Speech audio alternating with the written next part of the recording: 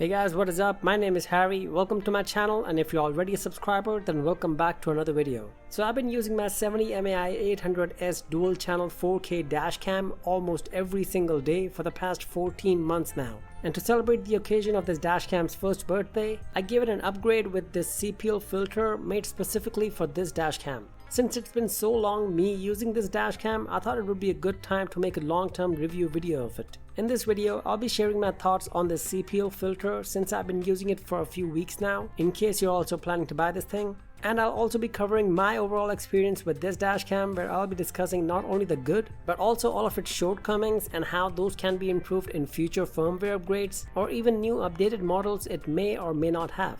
Having said that, let's get on with the video.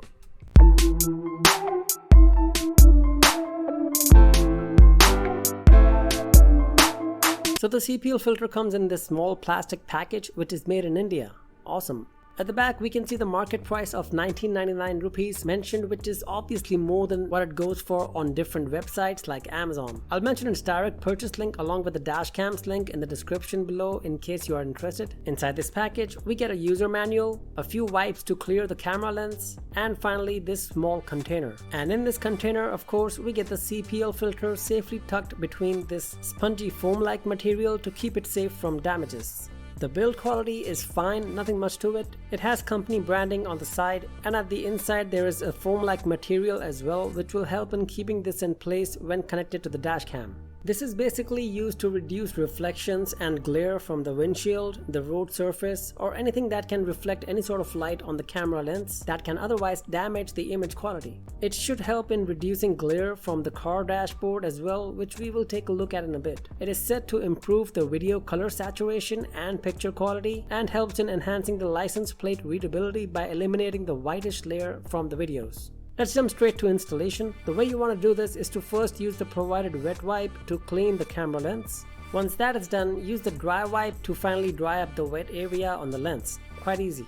And now we can place the CPL filter on the camera lens, but we need to get back in the car to do that. Now make sure that when you're in the car, you can see the sun from the front windshield like me, or any other light for that matter. You can notice the sun's reflection on the dashboard, which we need to get rid of. All you have to do is to place the CPL filter in front of the camera and keep rotating it until you find a suitable position which eliminates the reflection. Once you find that position, just press the CPL in and you're good to go. This may take some time to adjust, so some patience is required. So now that we have this set up, let me tell you why I actually prefer this dashcam.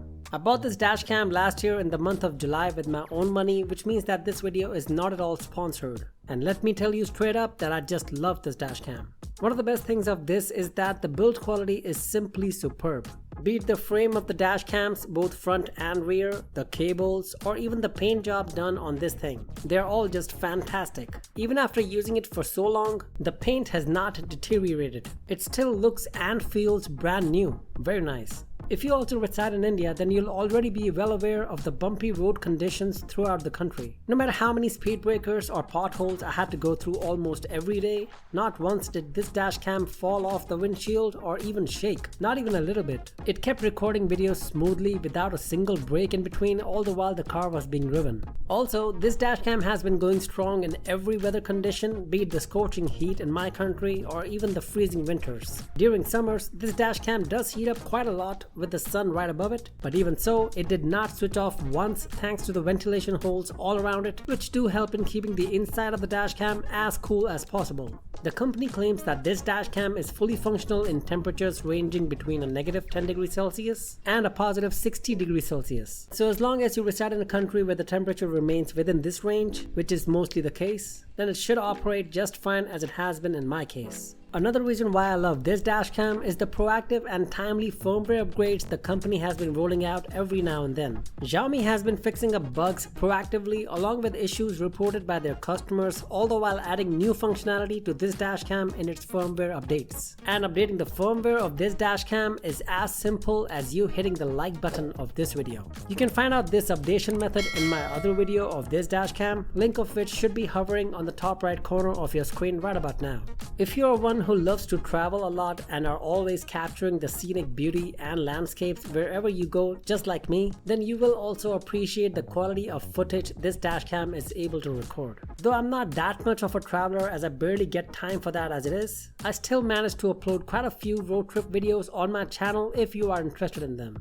And my final reason of why I love this dashcam so much is a real useful feature specifically for the rear seat passengers, wherein you can easily view the live footage being captured in your dashcam directly on your smartphone or a tablet. So if you have a driver driving you around, then you can easily keep an eye on the road as well without even lifting up your head.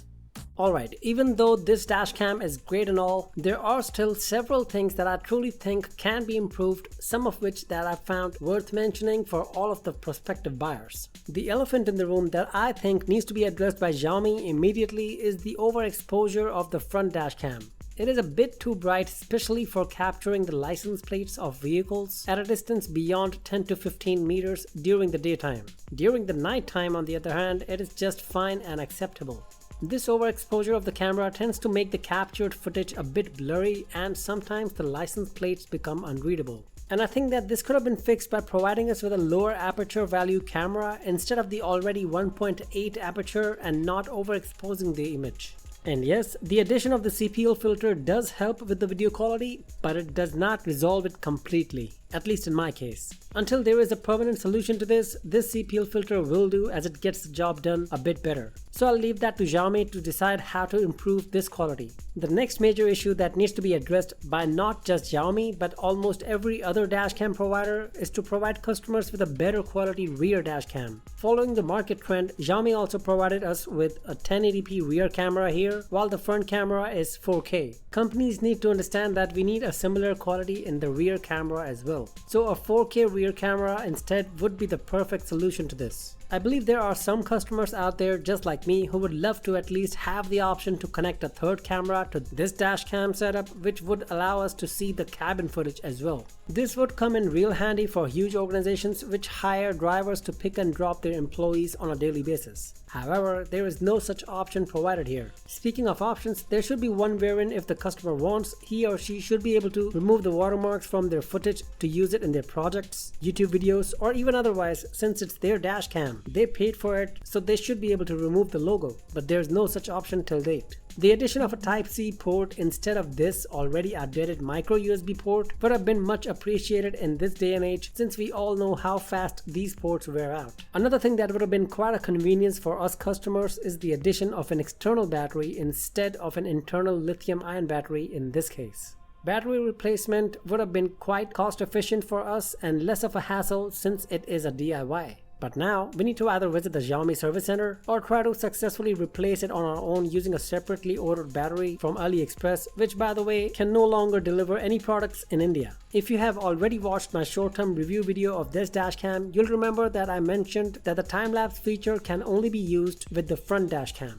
I honestly do not think I'm asking for a lot here if the rear dashcam footage could be included in this feature in a future firmware upgrade. And talking about both the footage together, it would be an icing on the cake if Xiaomi can provide the option to view both the front and rear live footage together on the dashcam screen instead of clicking a button again and again. Even if Xiaomi decides to offer a bigger screen for the same reason in a future model, then I, at least, would be one happy customer. They should have even given us a touch screen rather than this LCD, because pressing the buttons does move the dashcam a bit every single time. And the last thing that we really want from Xiaomi is the option to view the dashcam's live feed right from the comfort of our home, at least for those who are using the official hardwire kit, since that will consume battery. At the moment, there is no such option. If anyone decides to hit my car and run away, there is no way of knowing that until and unless I sit back in my car. Let me know in the comment section below what you think of my provided pros and cons of this dashcam. And in case you have a different point of view or even any other point or suggestion that you'd like to mention, then please do so, as I'd love to hear from you guys. Hopefully Xiaomi will also see this video along with your suggestions down below in order to make the necessary improvements in their dashcam. Do let me know if you'd like me to review any other dashcams, and I'll try to get one as soon as possible for you guys after due consideration of my overall budget for it. And there you have it guys, this was my long-term review of the 70Mai A800S dual channel 4K dashcam. Subscribe to my channel and follow my social to support my work, which keeps me motivated. Hope you found this video informative. I'll catch you guys in the next one. Until then, stay safe and take care.